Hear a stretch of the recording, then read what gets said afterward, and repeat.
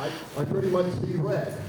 I know what to do, I know where to go, and I know how to do it. And that may sound very negative and very scary and make us all feel very nervous, yet we are at this point in time and history, and the world is turning in the wrong direction. My wife's family in the little city of Kaunas, not so little, they're locked down. They cannot leave the city, and there's a talk of implanting chips in all domestic animals and pets. Are we next?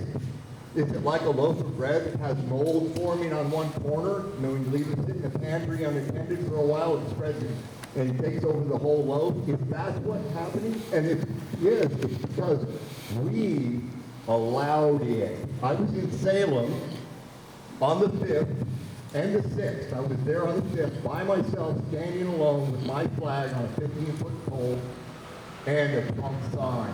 And I watched one of the alphabet organizations, I believe they were the alphabet organization, set up a large camera right directly across the street from me, standing on the Capitol steps, or near the Capitol steps. Can't actually get out, and now they have to change that camera.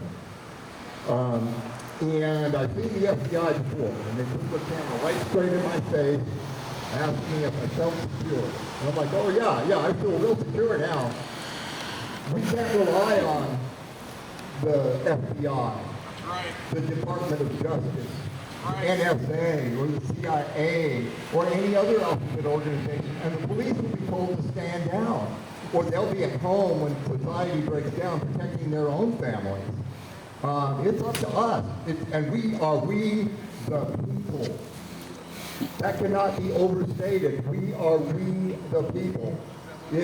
Talk about taxation without representation. How much did they tax us if you sum total all the taxes, you know, whether it's gas tax or so on and so forth?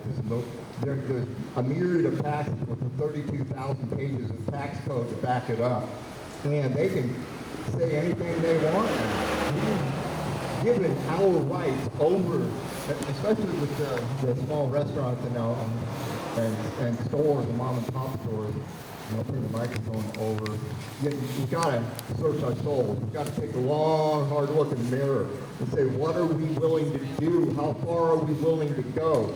Yeah, we could start locally and move out. If I saw Antifa down there, which I did, they infiltrated us. They were dressed in casual civilian attire. Some of them look like patriots.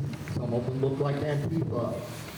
They are smart like a snake is smart. And if we let them, they will take over our society, and we will be no more. Brown shirts. Brown shirts? Oh yeah, thank you for reminding me. Patriot that was down there, I think she's okay with me mentioning her by name, Misty Fox. If I can't quote her word perfect, yet she told me an hour and a half before the Oregon State Police caravan of trucks and assorted vehicles showed up, SWAT style. Well, I wasn't there, I went to move my vehicle, but the story is, you can confirm it, there's a number of people here that can confirm it. They cooperated with Antifa. OSP cooperated with Antifa. You've got to think about that. Is this Nazi Germany? Are they taking orders from Kate Brown? I think the answer to that is a resounding yes. You know, I mean, what do you conclude from that? I saw the drone overhead. It was fixed in space, about 300 feet above ground level. Where's your car? And that could have been it's down the OSP, street. could have been Antifa, could have been This some one. other organization. The helicopter above at about 1,000 feet flew alternating patterns all day long, and there were no drunks, there was no cussing, fighting, or screaming.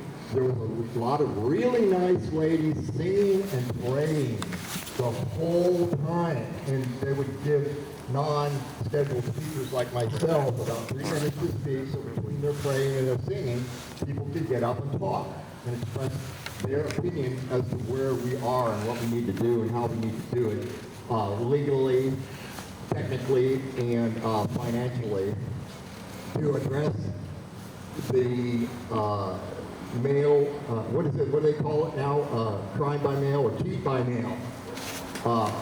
Voter mail-in fraud that has taken place in this state since 1982, and we've never had another Republican governor since 1982.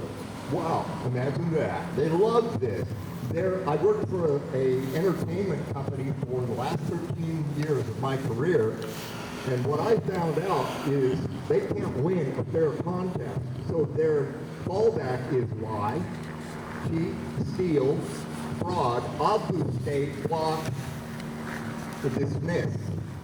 Now I worked for the Lockheed Skunk Works.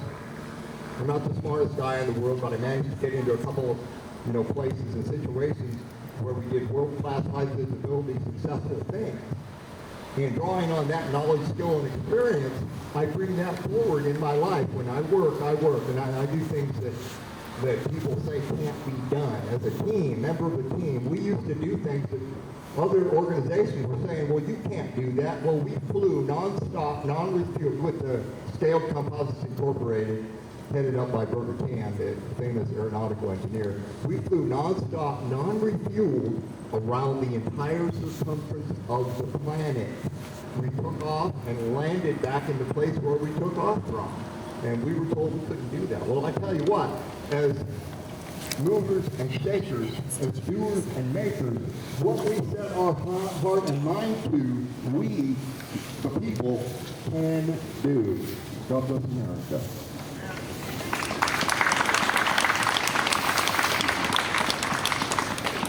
All right, now welcome our final speaker of the day. He's the mayor of Sandy, Stan Pulliam.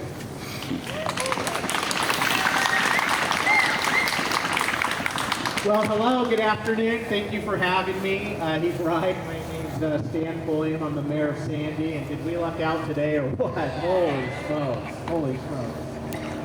Well, what a week. It's been a week. It's been pretty astonishing.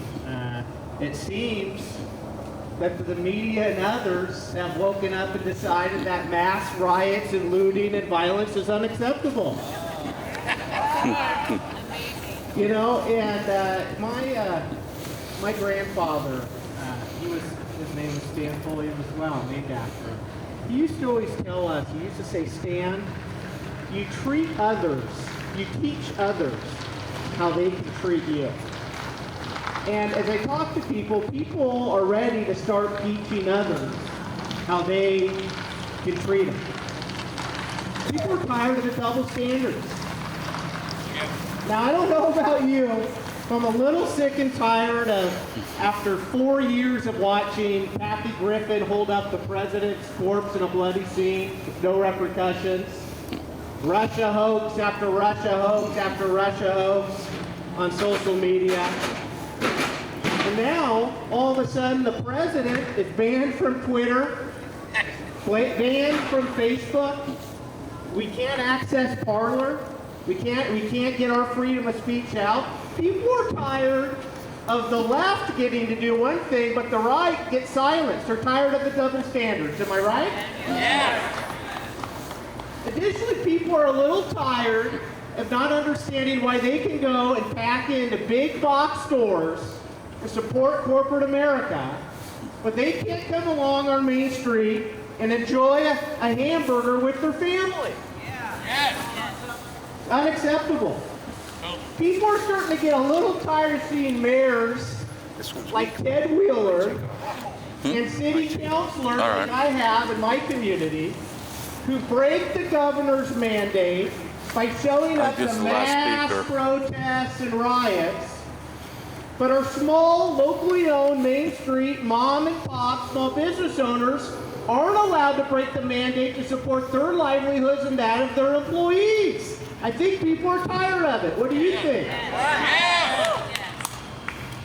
The double standards have to come to an end. Now, this for me started about 3 weeks ago. I got a text message from one of our local Main Street small business owners asking if I'd come and meet with her at 3 o'clock at her restaurant. I showed up and I had just about every small business owner along my main street waiting for an audience with their mayor. And we had everything from business owners of fitness studios, restaurants and bars, baristas. And they said, Mayor, we're ready to open. And you know, I'm mayor of a community in Sandy that I grew up in. It's my hometown. And so you feel a weight on your shoulders when you represent a community like that. And I was straightforward. You know, I let them know as locally elected officials what we had control over, and what most importantly for those folks that day was what we didn't have control over. Now, we had recently had a city council meeting with our police chief, and we'd really set the expectations as to how we felt that our police department needed to proceed under this mandate. So they didn't have much to worry about with our local police department. We also have business license fees that they didn't need to worry about. But back to that most important thing that I do not control. I don't control the Oregon Lottery Commission. I don't control OLCC and the liquor licenses. And I certainly don't control OSHA. And so those business owners said, well, Mayor, what do you expect us to do? We're within days. We're losing everything we've worked our entire lives for. We have employees going into the holidays that can't